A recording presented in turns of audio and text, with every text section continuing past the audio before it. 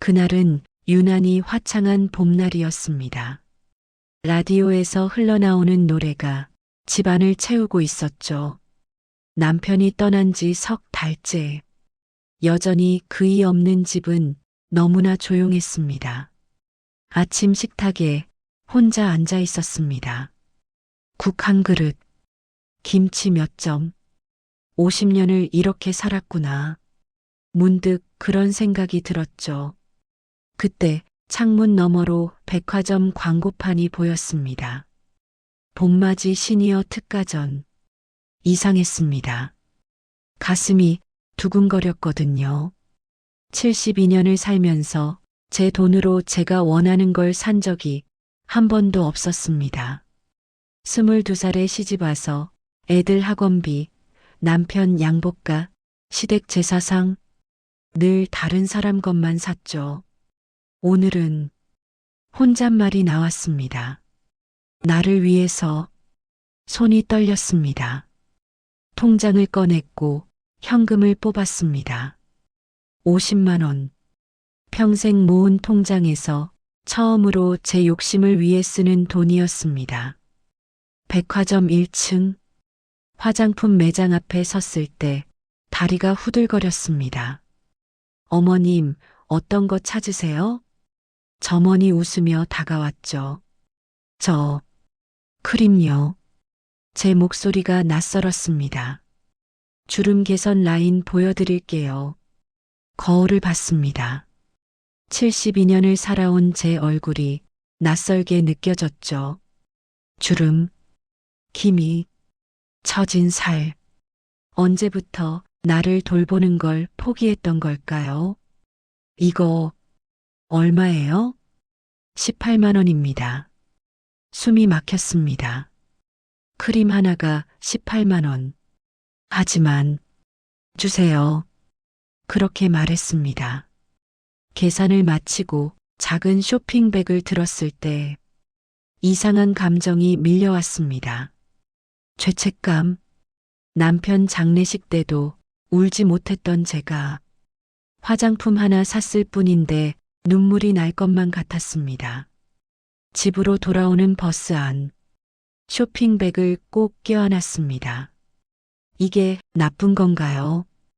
72살 할머니가 제 얼굴에 바를 크림 하나 산 게 죄가 되는 건가요? 그때 휴대폰이 울렸습니다. 큰아들이었죠. 엄마, 지금 어디야?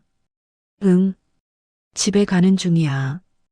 카드 내역 봤는데 백화점에서 뭐 샀어? 심장이 철렁 내려앉았습니다. 아, 그게 18만 원이 뭐야? 엄마, 요즘 정신 어디 갔어? 전화가 끊겼습니다. 버스 창밖. 노을이 지고 있었지만 아무것도 보이지 않았습니다. 그날 밤 쇼핑백을 열지 못했습니다. 혼자 앉아서 한참을 그냥 바라만 봤죠. 50년 만에 손에 쥔 나를 위한 작은 선물. 하지만 벌써 그것이 죄가 되어버린 것 같았습니다. 오늘도 60대 이상 어르신 여러분께 마음의 울림을 주는 특별한 이야기를 준비했습니다. 구독과 알림 설정 꼭 부탁드립니다. 편안히 앉으셔서 혹은 누우셔서 천천히 들어주세요. 오늘의 이야기 시작하겠습니다. 다음 날 아침, 현관문이 거칠게 열렸습니다. 엄마, 큰아들 민수가 얼굴이 벌겋게 달아올라 들어왔죠.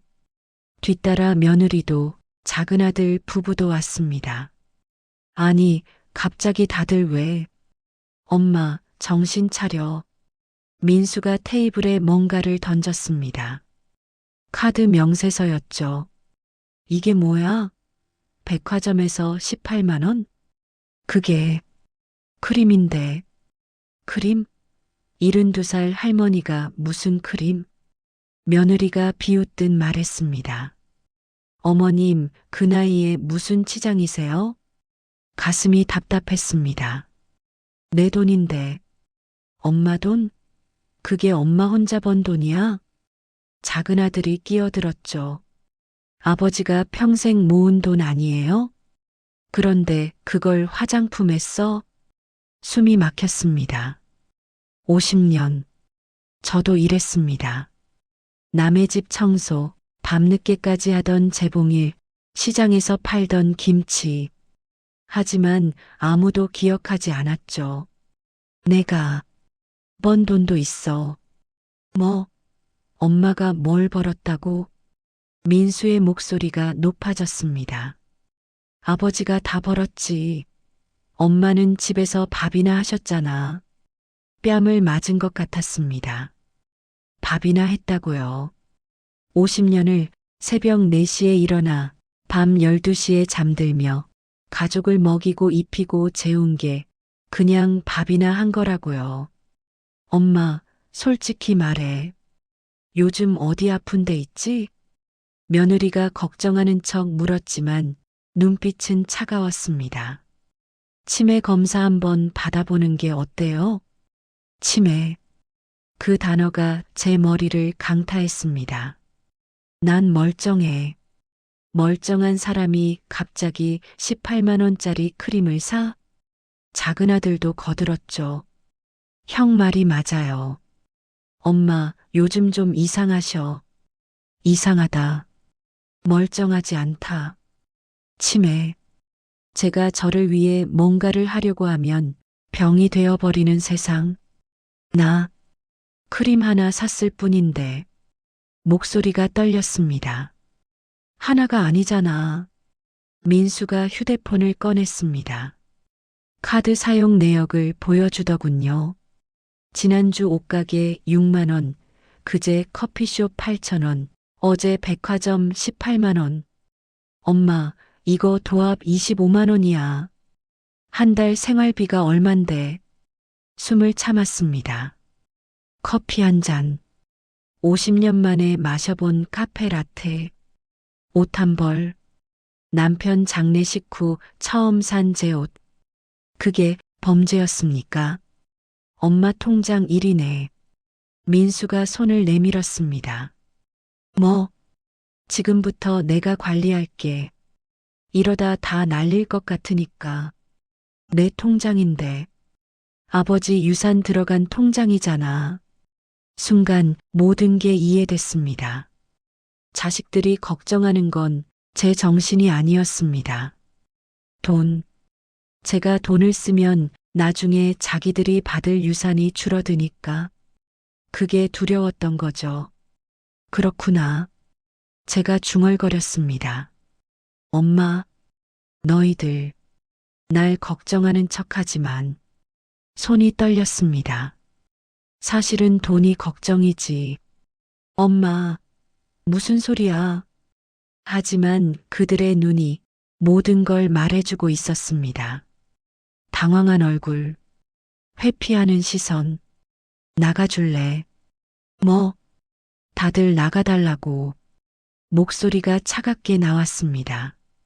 엄마, 지금, 나가. 제 목소리에 제가 놀랐습니다.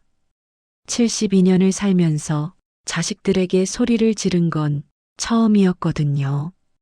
아이들이 당황한 표정으로 서로를 봤습니다. 통장 안 줄 거야?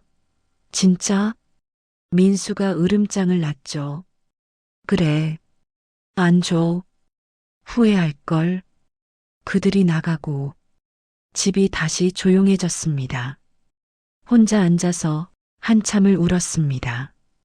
50년을 아이들을 위해 살았는데 50년을 하루도 빠짐없이 밥을 챙기고 아프면 병원에 데려가고 대학 등록금 벌려고 밤새 일했는데 크림 하나 샀다고 미친 사람 취급을 받는구나. 그날 밤 남편의 유품을 정리하다가 낡은 수첩을 발견했습니다. 펼쳤을 때 그 위에 손글씨가 보였죠. 순자야, 미안하다. 평생 너에게 선물 하나 못 사줬구나. 나 없어지면 내가 원하는 거 사. 아무도 뭐라 하지 못하게 할게. 수첩을 꼭 껴안았습니다. 그리고 결심했습니다. 절대 통장을 내주지 않겠다고. 일주일이 지났습니다. 아이들한테서 연락이 끊겼죠. 처음에는 서운했습니다. 하지만 이내 깨달았습니다. 이게 압박이라는 걸. 혼자 두면 불안해서 먼저 연락할 거라 생각한 거죠. 하지만 전 견뎠습니다. 그러던 어느 날 저녁, 초인종이 울렸습니다. 할머니, 문을 열자 손녀 서연이가 서 있었습니다. 26, 작은 아들의 딸이죠. 서연아, 할머니 괜찮으세요? 아이가 제 손을 잡았습니다. 따뜻했습니다. 처음으로 제 편이 생긴 것 같았죠. 응, 괜찮아. 아빠랑 큰아버지가 이상한 소리 하던데 진짜예요? 무슨 소리?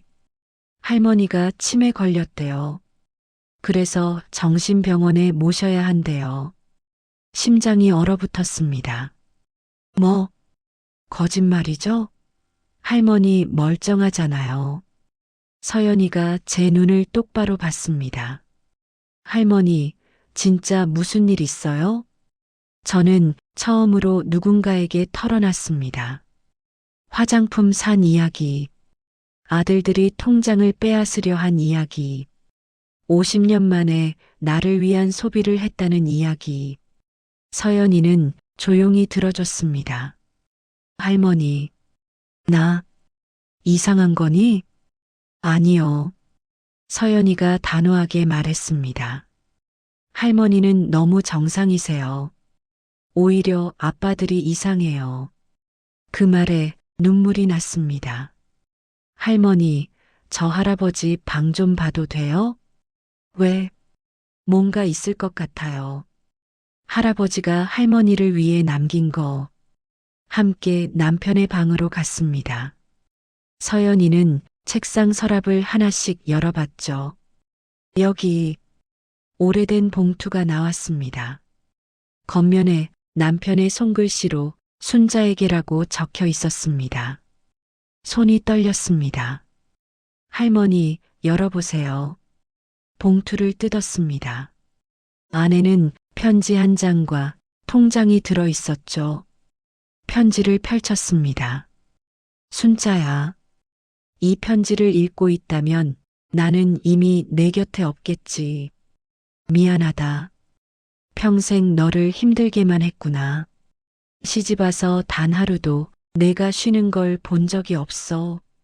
새벽부터 밤까지 가족 뒷바라지 하느라 정작 너 자신은 돌보지 못했지. 나는 그게 늘 마음에 걸렸어. 그래서 30년 전부터 조금씩 모았어. 너만을 위한 돈. 아이들 몰래 매달 10만 원씩. 30년이면 3,600만 원. 이 돈은 오직 너만 쓸 수 있어. 아이들이 뭐라고 하든 절대 주지 마. 내가 원하는 거 다 사. 여행도 가고, 옷도 사고, 맛있는 것도 먹고. 늦었지만 이제라도 내 인생을 살아.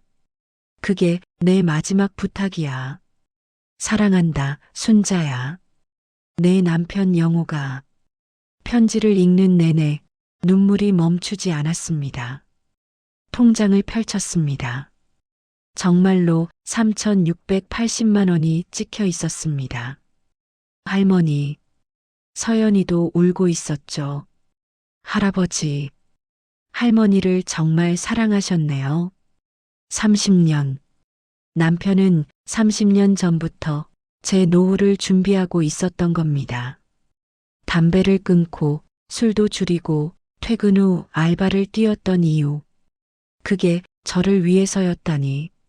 서연아, 내 할머니, 나 이 돈 쓰는 거 나쁜 거 아니지? 당연하죠. 할아버지가 할머니만 쓰라고 주신 건데요. 서연이가 제 손을 꼭 잡았습니다. 할머니, 제가 도와드릴게요. 아빠들이 뭐라고 해도 처음으로 혼자가 아니라는 생각이 들었습니다. 그날 밤 편지를 몇 번이고 읽었습니다. 남편의 사랑이 글자 하나하나에서 느껴졌죠. 그리고 다짐했습니다. 이 돈 지킬 거라고. 내 인생 이제라도 살 거라고. 하지만 그게 그렇게 쉽지 않다는 걸 곧 알게 됐습니다. 사흘 후 큰아들이 다시 찾아왔거든요. 이번에는 변호사를 데리고 엄마, 오늘로 끝내자. 차가운 목소리였습니다. 후견인 신청 서류야. 여기 사인만 하면 돼. 후견인? 엄마가 이제 혼자 판단할 수 없으니까 내가 대신 결정하는 거지. 서류를 훑어봤습니다. 제 재산 관리권을 아들에게 넘기는 내용이었죠. 아내, 엄마, 난 멀쩡해. 후견인 같은 거 필요 없어. 변호사가 끼어들었습니다. 어르신, 나이가 나이인 만큼 실수할 수 있잖아요. 아드님이 관리해 주시는 게 내 돈이야. 목소리가 떨렸지만 또렷하게 말했습니다. 내가 번 돈이고 남편이 나한테 준 돈이야. 아무도 못 건드려. 민수의 얼굴이 일그러졌습니다. 엄마, 정말 이러시게? 나가. 후회할 거야. 그들이 나간 뒤 서연이가 전화를 걸어왔습니다. 할머니, 녹음했어요. 뭐? 아까 큰아버지가 한 말 다 녹음했어요. 증거로 쓸 수 있을 거예요. 똑똑한 아이였습니다. 고마워, 서연아. 할머니 싸워요. 우리 이길 수 있어요. 하지만 진짜 전쟁은 이제 시작이었습니다. 일주일 후 작은 아들이 전화를 걸어왔습니다. 엄마, 가족회의 하자. 목소리가 차분했죠. 너무 차분해서 오히려 불안했습니다. 다들 모여서 얘기 좀 해야겠어. 알았다. 토요일 오후 큰아들 집으로 갔습니다. 거실에는 두 아들 부부가 앉아 있었고 서연이도 구석에 있었죠. 하지만 서연이는 제 눈을 마주치지 않았습니다. 이상했습니다. 엄마 앉으세요. 큰 며느리가 차를 내왔습니다. 예의 바른 목소리. 하지만 눈은 차가웠죠. 엄마, 우리 진지하게 얘기 좀 하자. 민수가 입을 열었습니다. 아버지 돌아가시고 석 달. 엄마 많이 힘들었을 거야. 그런데 요즘 엄마 행동이 좀 이상해. 뭐가 이상해? 갑자기 돈을 막 쓰잖아. 화장품, 옷, 커피. 예전에는 안 그러셨는데. 작은 며느리가 거들었습니다. 어머님, 혹시 외로우세요? 그래서 그런 거 아니에요? 동정하는 척하는 목소리. 속이 뻔히 보였죠. 난 외롭지 않아. 엄마, 솔직해져. 아버지 없으니까 허전하지? 그래서 쇼핑으로 허전함을 채우는 거 아니야? 민수가 심리학 용어까지 들먹였습니다. 보상 소비라고 하더라고. 심리적 공허함을 물질로 채우는 거. 웃음이 나왔습니다. 50년을 단 한 번도 제 돈을 쓴 적 없던 사람이 크림 하나 샀다고 중독자 취급을 받다니. 난 멀쩡해. 엄마, 멀쩡한 게 아니야. 작은 아들이 서류를 꺼냈습니다. 우리가 알아봤어. 요양원. 심장이 멎는 것 같았습니다. 뭐? 한 달에 250만 원이면 괜찮은 데 있더라고. 전문 케어 받으면서 난 정신 멀쩡하다고. 목소리가 터져 나왔습니다. 요양원은 무슨, 내가 왜 거기를 가야 해? 엄마, 혼자 계시기 힘드시잖아요. 큰 며느리가 달래듯 말했죠. 우리도 바쁘고 어머님 챙겨드리기 힘들어요. 난 혼자 잘 살아. 엄마, 민수가 책상을 탁 쳤습니다. 아버지 유산이 8천만 원이야. 그런데 엄마가 이렇게 막 쓰시면 나중에 뭐가 남아? 드디어 본심이 나왔습니다. 유산, 그게 중요한 거구나. 당연하지. 우리도 애들 대학 보내야 되고, 빚도 있고, 내 돈인데. 엄마 돈 맞아. 근데 나중엔 우리 거잖아. 순간 숨이 막혔습니다. 나중엔 우리 거. 저는 아직 살아있는데 벌써 제 재산을 자기들 거라고 생각하는구나. 서연아. 저는 손녀를 봤습니다. 서연아, 내가 녹음한 파일. 하지만 서연이는 고개를 숙인 채 대답하지 않았습니다. 서연아, 할머니. 아이가 떨리는 목소리로 말했죠. 미안해요. 가슴이 무너졌습니다. 파일, 지웠어요. 뭐, 아빠가 학비 안 주겠대요. 파일 지우지 않으면 배신, 유일한 편이라고 생각했던 손녀마저 저를 버린 겁니다. 미안해요, 할머니. 전 아직 학교 다녀야 해서. 서연이가 울먹였지만 저는 아무 말도 할 수 없었습니다. 됐다, 서연아. 민수가 만족스러운 표정으로 말했죠. 착한 딸. 이제 나가봐. 서연이가 나가고 저 혼자 4명의 자식들과 마주 앉았습니다. 엄마, 우리 제안 들어. 작은 아들이 새 서류를 꺼냈습니다. 요양원은 안 가셔도 돼. 대신 통장 관리는 우리가 할게. 한 달에 50만 원씩 용돈 드릴게. 그걸로 쓰시고 50만 원, 8천만 원 중에서 50만 원만 쓰라고요. 나머지는 우리가 관리하면서 필요한데 쓰는 거지. 필요한데. 너희 빚 갚는데? 엄마, 가족이 서로 돕는 거잖아. 웃음이 나왔습니다.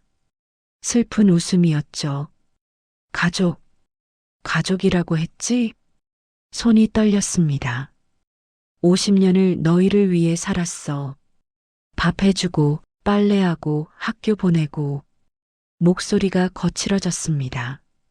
새벽 4시에 일어나서 밤 12시에 잤어. 단 하루도 쉰 적 없어. 엄마, 너희 대학 등록금 벌려고 남의 집 청소했어. 무릎이 다 닳도록. 눈물이 났습니다. 그런데 지금 와서 크림 하나 샀다고 미친 사람 만들고 자리에서 일어났습니다. 난 안 줘. 절대로. 엄마 나가시려면 혼자 가셔야 돼. 민수가 찬물을 끼얹듯 말했죠. 우리 도움 없이 혼자 버틸 수 있을 것 같아? 협박이었습니다. 하지만 저는 뒤돌아보지 않고 나왔습니다. 집으로 돌아오는 길, 다리가 후들거렸습니다. 혼자구나. 정말 혼자가 됐구나. 현관문을 열었을 때 집이 너무 어둡고 조용했습니다. 그날 밤 남편 영정 앞에 앉았습니다. 여보, 사진 속 남편이 따뜻하게 웃고 있었죠. 내가 뭘 잘못한 거야? 대답은 없었습니다. 하지만 가슴속에서 남편의 목소리가 들렸습니다. 순자야, 포기하지 마. 편지, 통장, 남편이 남긴 마지막 사랑. 그걸 절대 빼앗기지 않겠다고 다시 한번 다짐했습니다. 그 다음 날부터 이상한 일이 시작됐습니다. 현관 비밀번호가 바뀌어 있었거든요. 뭐야? 문이 안 열렸습니다. 분명 제 집인데, 제가 50년을 산 집인데, 문 앞에서 한참을 서 있었죠. 그때 옆집 아주머니가 지나갔습니다. 언니, 아까 아들 와서 문 고치던데? 네. 비밀번호 바꾸는 기사 불러서. 무슨 일 있어요? 순간 모든 게 이해됐습니다. 저를 집에서 쫓아내려는 거구나. 전화를 걸었습니다. 민수에게. 비밀번호가 왜 바뀌었어? 아, 그거 엄마 보안 걱정돼서 바꿨어. 그럼 나한테 알려줘야지. 이따 문자 보낼게. 하지만 문자는 오지 않았습니다. 1시간, 2시간, 현관 앞에서 서서 기다렸죠. 날이 어두워졌습니다. 3월 초저녁, 바람이 차가웠습니다. 이웃들이 지나가며 저를 쳐다봤죠. 불쌍하다는 눈빛. 72살 할머니가 자기 집 앞에서 쫓겨난 모습, 수치스러웠습니다. 오후 8시, 드디어 민수가 왔습니다. 차에서 내리더니 천천히 걸어왔죠. 엄마, 왜 여기 서 있어? 비밀번호. 아, 맞다. 깜빡했네. 깜빡한 게 아니었습니다. 일부러 그런 거였죠. 저를 굴복시키려고. 문 열어줄게. 대신 민수가 웃었습니다. 통장 내. 안 그러면 계속 여기 서 있어야 할 걸. 협박이었습니다. 너, 이게 뭐 하는 짓이야? 엄마를 위한 거야. 혼자 계시면 위험하잖아. 내 집인데. 명의는 엄마 거 맞아. 근데 관리는 내가 해야지. 민수가 한 발 다가왔습니다. 엄마, 힘들게 하지 마. 그냥 통장 주면 편하잖아. 안 돼. 엄마. 민수의 목소리가 높아졌습니다. 아버지가 평생 모은 돈이야. 그걸 화장품이나 사는데 쓰게 둘 순 없어. 아버지가 나한테 준 거야. 증거 있어? 편지. 그딴 거 법적 효력 없어? 변호사한테 확인했거든. 가슴이 무너졌습니다. 그리고 엄마, 솔직히 치매 맞잖아. 뭐? 갑자기 성격 변하고 돈 쓰는 패턴 달라지고 다 치매 초기 증상이야. 난 멀쩡하다고. 하지만 민수는 저를 믿지 않았습니다. 아니, 믿고 싶어 하지 않았죠. 제가 정신이 온전하면 돈을 빼앗을 명분이 없으니까.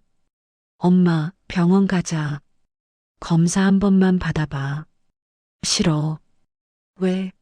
정말 멀쩡하면 검사 받아도 되잖아. 함정이었습니다. 만약 검사를 받으면 어떻게든 트집을 잡을 거고 안 받으면 숨기는 거라고 할 거였죠. 난 안 받아. 그럼 계속 여기 서 있어.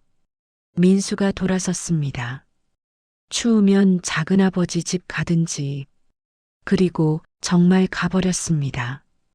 저를 현관 앞에 그냥 두고 밤 9시 바람이 더 차가워졌습니다. 몸이 떨렸죠. 추위 때문인지 분노 때문인지 슬픔 때문인지 구분이 안 됐습니다. 그때 누군가 제 어깨에 옷을 덮어줬습니다. 돌아보니 옆집 아주머니였죠. 언니, 이러지 말고 우리 집 가요. 아니야. 괜찮아. 괜찮긴 뭐가 괜찮아요. 얼른 가요. 아주머니 집 거실. 따뜻한 차 한 잔을 받았습니다. 언니, 무슨 일 있어요? 아들이 왜 그래요? 말할 수가 없었습니다. 너무 부끄러웠거든요. 자식한테 이런 대우를 받는 게. 크림 하나 샀어. 네. 화장품? 18만 원짜리. 그게 잘못인가 봐. 아주머니는 한참을 저를 봤습니다. 그리고 한숨을 쉬었죠. 우리 세대가 다 그래요. 평생 자식 위에 살다가 막상 자기 것 하나 사려고 하면 죄인이 돼. 네. 둘 다 울었습니다. 같은 시대를 산 같은 아픔을 가진 여자들의 눈물이었죠. 언니 싸워요. 아주머니가 제 손을 잡았습니다. 내 친구가 변호사 아들 있대요. 소개해 줄게요. 하지만 돈이, 그런 거 나중에 생각해요. 일단 언니부터 지켜야죠. 처음으로 희망이 보였습니다. 그날 밤 아주머니 집에서 잤습니다. 낯선 이불, 낯선 방. 하지만 제 집보다 따뜻했죠. 다음 날 아침, 변호사를 만났습니다. 30대 중반쯤 돼 보이는 젊은 남자 변호사였죠. 할머니, 상황 설명해 주시겠어요? 저는 처음부터 끝까지 이야기했습니다. 남편의 편지, 비밀 통장, 아들들의 협박. 변호사는 심각한 표정으로 들었습니다. 할머니, 이거 명백한 재산 침해예요. 정말요? 네. 그리고 현관 비밀번호 바꾼 것도 불법이에요. 그럼 나 이길 수 있어요? 변호사가 고개를 끄덕였습니다. 할머니가 정신적으로 온전하시다는 걸 증명하면 돼요. 어떻게? 병원 검사 받으세요. 정신과 신경과 모두. 하지만 아들 몰래 받으면 돼요. 제가 좋은 병원 소개해 드릴게요. 희망이 보였습니다. 며칠 후 병원에서 검사를 받았습니다. 치매 검사, 우울증 검사, 인지 기능 검사. 결과는 모두 정상이었습니다. 할머니, 아주 건강하세요. 의사가 웃으며 말했죠. 인지 기능도 같은 연령대보다 오히려 좋으세요. 진단서를 받았습니다.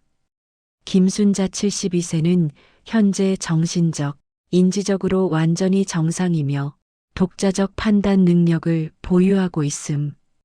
이 종이 한 장이 제 무기가 됐습니다. 변호사에게 진단서를 보여줬죠. 완벽해요, 할머니. 이제 아드님들한테 내용 증명 보낼게요. 내용 증명? 할머니 재산에 손대지 말라는 경고장이에요. 법적 효력 있어요.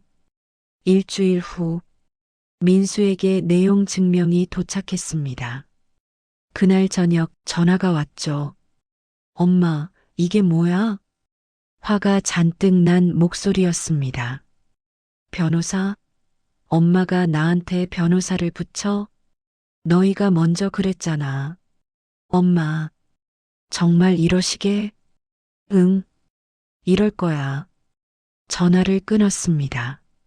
손이 떨렸지만 후회는 없었습니다. 이제 진짜 싸움이 시작됐으니까. 한 달이 지났습니다. 변호사를 통해 민수와 협상을 시도했지만 번번이 결렬됐죠. 엄마가 정신이 온전하다고요?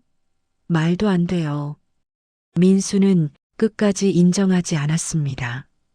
그러던 어느 날 변호사가 전화를 걸어왔습니다. 할머니, 혹시 남편분 유언장 있어요? 유언장? 없는데요. 공증 받은 것도요? 그런 거 본 적 없어요. 있으면 좋을 텐데. 전화를 끊고 다시 남편 방을 뒤졌습니다. 서랍, 장롱, 책장, 모든 곳을 다 찾아봤죠. 하지만 유언장은 없었습니다. 지쳐서 바닥에 주저앉았을 때 문득 책장 뒤가 이상하다는 걸 느꼈습니다. 벽과 책장 사이에 틈이 있었거든요. 손을 넣어봤습니다. 뭔가 만져졌죠. 봉투였습니다. 꺼내서 펼쳤을 때 유언장이라는 글자가 보였습니다. 심장이 뛰었습니다. 공증 유언장. 유언자 김영호 1948년생. 작성일 2022년 3월 15일. 나 김영호는 다음과 같이 유언한다. 본인 사망 시 모든 재산은 배우자 김순자에게 귀속됨. 자녀들 김민수, 김민우은 어머니 김순자 생존 시에는 어떠한 재산 청구권도 갖지 않음. 김순자 명의 계좌 은행 마이너스 잔액 3,680만 원은 김순자 단독 사용 계좌이며 그 누구도 이에 대한 권리를 주장할 수 없음. 만약 자녀들이 어머니께 재산을 요구하거나 압박할 경우 전체 상속에서 제외함. 공증인 법무법인 공증번호 J2022-5 손이 떨렸습니다. 남편이 이미 2년 전에 모든 걸 준비해 놨던 겁니다. 저를 지킬 방법을. 울음이 터졌습니다. 여보, 유언장을 가슴에 안았죠. 고마워. 정말 고마워. 이틀 후 변호사 사무실. 할머니, 이거 대박이에요. 변호사가 유언장을 보며 소리쳤습니다. 공증까지 받은 유언장이면 법적 효력 완벽해요. 정말요? 네. 이제 아드님들이 절대 할머니 재산 못 건드려요. 희망이 보였습니다. 진짜로 이길 수 있을 것 같았죠. 바로 아드님들한테 보내드릴게요. 사흘 후 민수가 찾아왔습니다. 얼굴이 새하얗게 질려 있었죠. 엄마, 이게 정말이야? 응. 아버지가 우릴 상속에서 제외한다고? 내 행동 때문이지. 민수가 털썩 주저앉았습니다. 아버지가 그럴 리 없어. 이거 가짜야. 공증번호 확인해봐. 진짜야. 엄마. 민수가 소리를 질렀죠. 엄마가 꾸민 거지.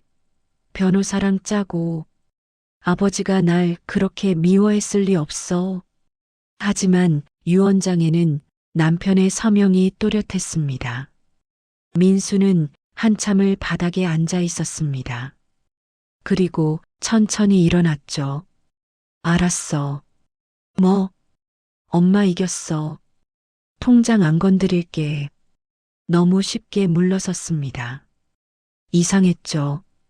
정말? 응. 대신 민수가 제 눈을 똑바로 봤습니다. 다신 연락하지 마. 엄마 마음대로 살아. 우린 이제 남이야. 가슴이 찢어지는 것 같았습니다. 민수야. 그리고 죽을 때도 우리한테 연락하지 마. 장례식도 안 갈 거니까. 민수가 돌아섰습니다. 잘 살아, 엄마. 문이 닫혔습니다. 저는 그 자리에 서서 한참을 울었습니다. 이겼습니다. 재산을 지켰죠. 하지만 아들을 잃었습니다.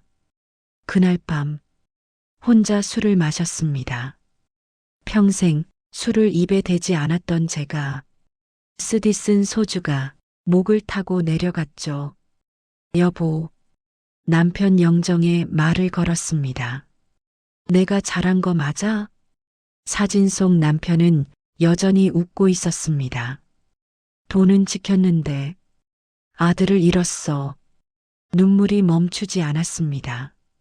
이게 내가 원하던 자유야? 대답은 없었습니다. 하지만 문득 편지에 적힌 남편의 말이 떠올랐죠. 내가 원하는 거 다 사. 그게 내 마지막 부탁이야. 남편은 알고 있었던 겁니다. 아들들이 반대할 거라는 걸, 제가 외로워질 거라는 걸, 그래도 제가 행복했으면 좋겠다고 그렇게 바랐던 거죠.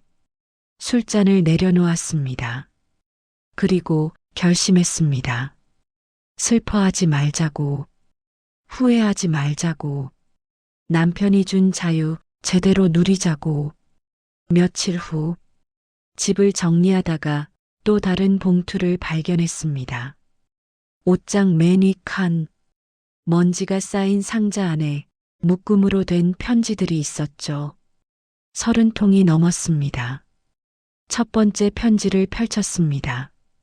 1995년 3월 1일. 순자야, 오늘 내가 재봉일 하다가 손가락을 다쳤지.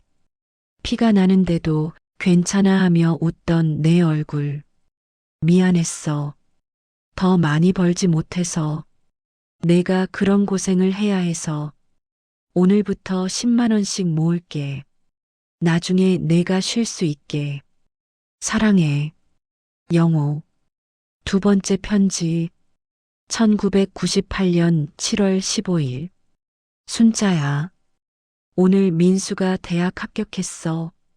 너무 기뻤지. 근데 내가 우는 걸 봤어. 기쁜 눈물이 아니었지. 등록금 걱정하는 거. 다 알아. 괜찮아. 내가 어떻게든 할게. 그러니까 너는 이제 좀 쉬었으면 좋겠어.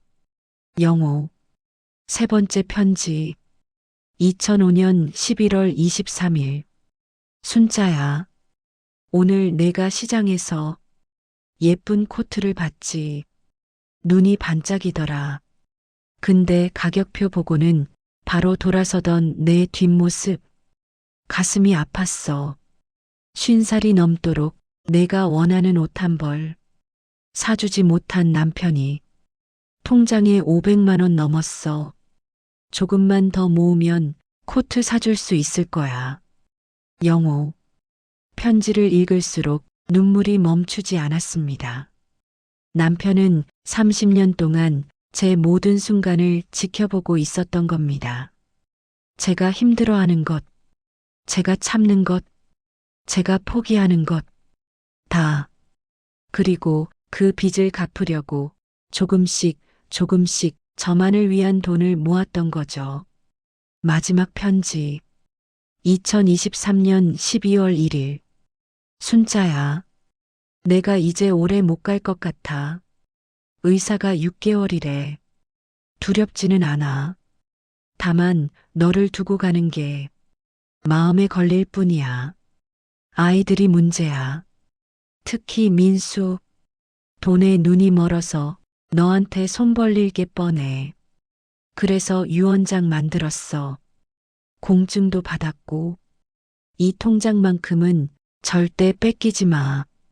이건 내가 너한테 주는 마지막 선물이자 너를 지키는 방패야. 아이들이 뭐라고 해도 절대 주지 마. 내가 원하는 것 다 사. 여행도 가고 맛있는 것도 먹고 예쁜 옷도 입고. 그게 내 마지막 소원이야. 그리고 순자야, 미안해. 50년을 너한테 제대로 된 선물 하나 못 해줘서. 사랑한다. 평생 사랑했어. 꼭 행복해라. 너의 남편 영호가. 편지를 가슴에 안았습니다. 여보. 남편은 죽음을 앞두고도 저를 생각했던 겁니다. 제가 행복하길, 제가 자유롭길, 제가 당당하길. 그걸 바랐던 거죠. 그날 결심했습니다. 더 이상 죄책감을 느끼지 않기로. 더 이상 눈치 보지 않기로. 남편의 사랑 제대로 받기로. 다음 날 백화점에 갔습니다. 이번에는 떳떳하게 화장품 매장, 옷 매장, 신발 매장 하나하나 둘러봤죠.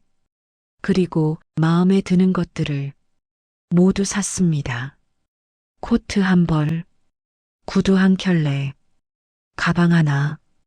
계산하면서 떨리지 않았습니다. 이건 낭비가 아니니까. 남편이 준 정당한 선물이니까. 집에 돌아와서 거울 앞에 섰습니다. 새 옷을 입고 새 화장품을 바르고 새 구두를 신었죠. 72년을 살면서 처음으로 제가 예뻐 보였습니다. 여보, 보고 있어? 거울에 대고 웃었습니다. 나 이제 행복할 거야. 그때 초인종이 울렸습니다. 문을 열자 서연이가 서 있었죠. 할머니.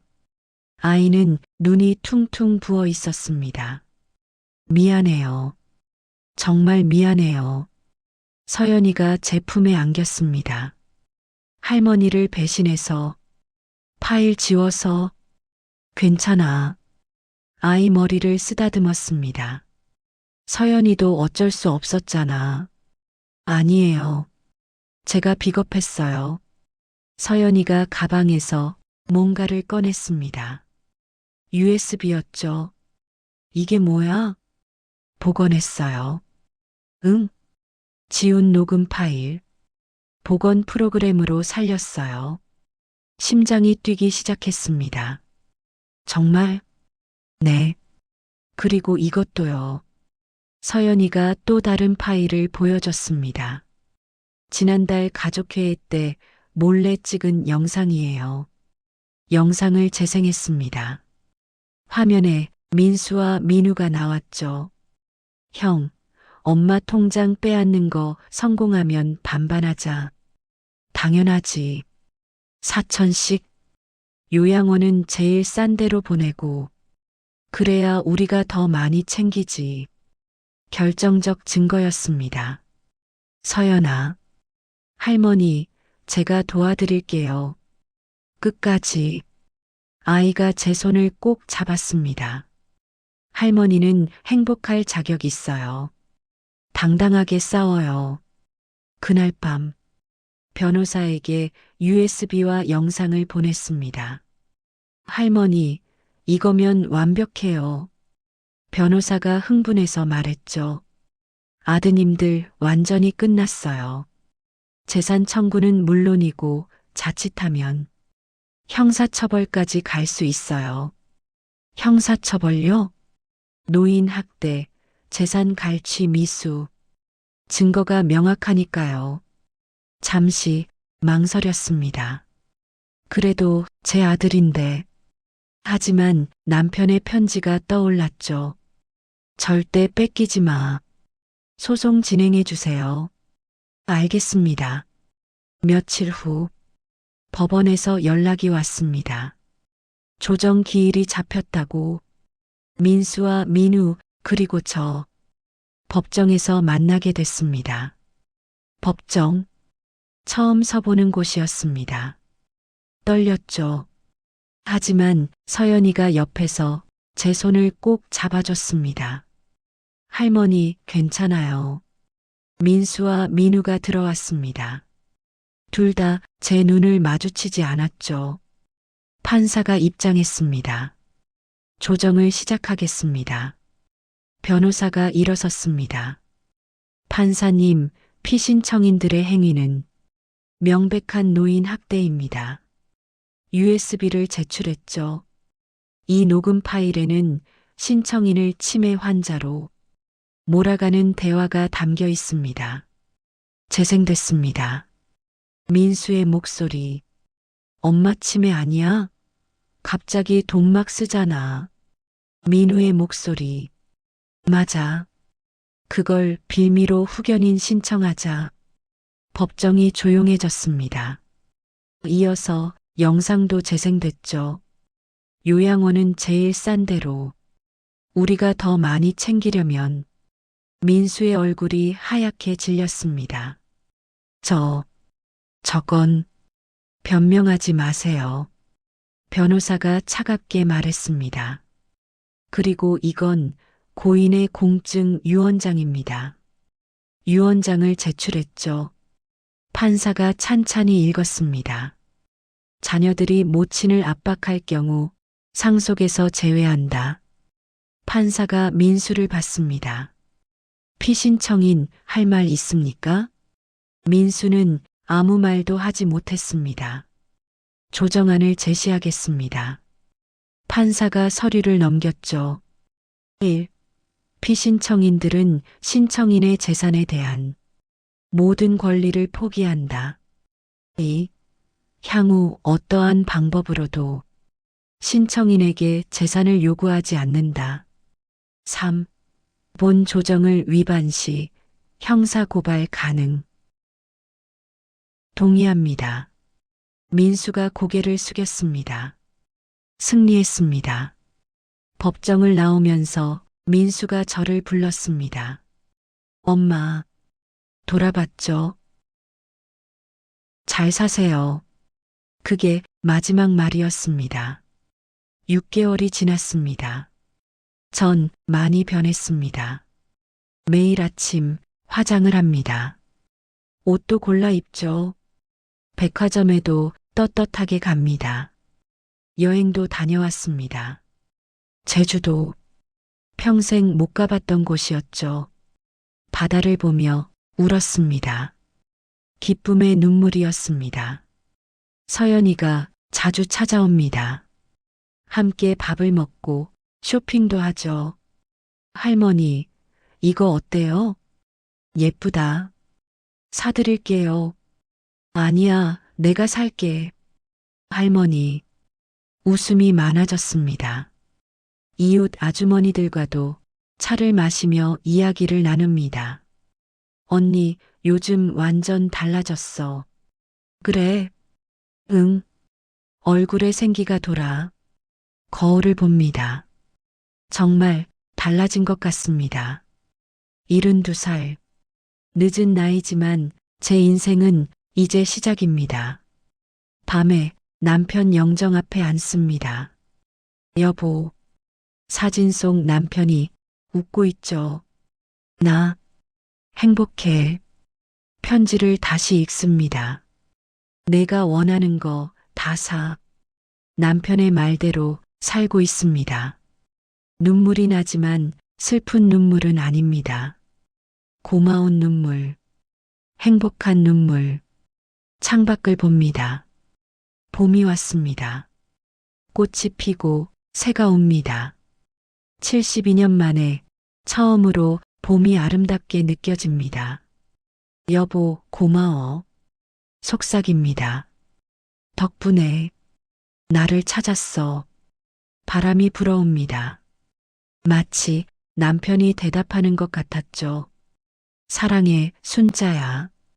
저는 웃습니다. 그리고 내일을 기다립니다. 72세. 새로운 시작. 아직 해보지 못한 것들이 너무나 많으니까. 당신에게 이런 일이 벌어졌다면 당신은 어떤 선택을 하시겠습니까? 오늘의 이야기.